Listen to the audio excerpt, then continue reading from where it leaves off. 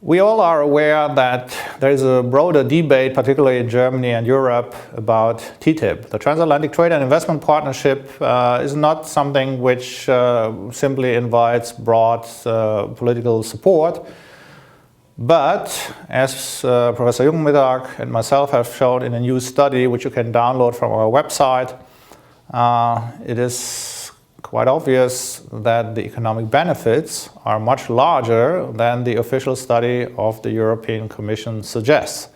This official study, which was produced by CEPR in London, basically looks at the trade-related TTIP effect and says that the real income gain for the European Union will be 0.5% in the long run. And that's not much, that's not impressive.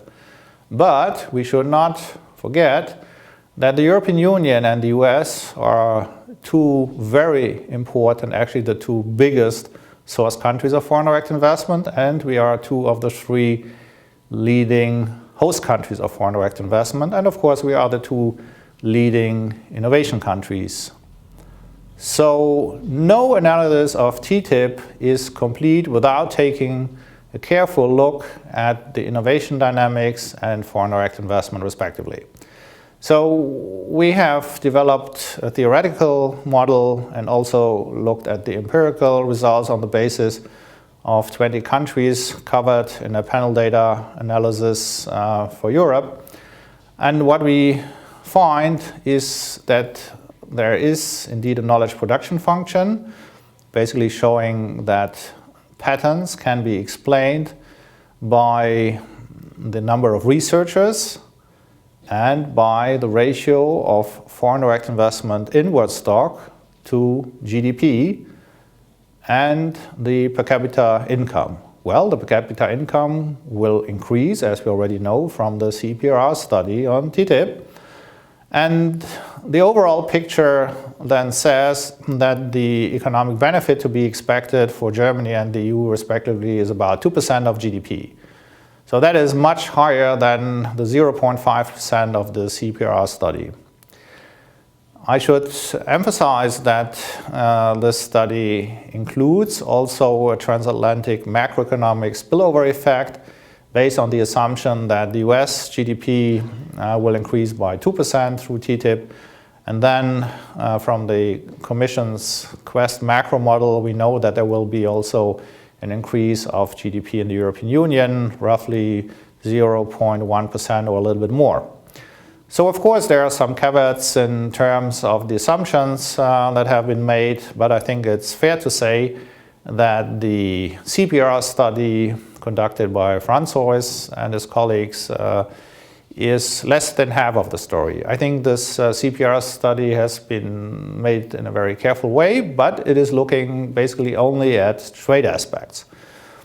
The CEPR study looks briefly at effects of foreign direct investment in Chapter 6, and it basically says that there will be an increase of employment here in the European Union, so that US subsidiaries, for instance, will raise employment and output.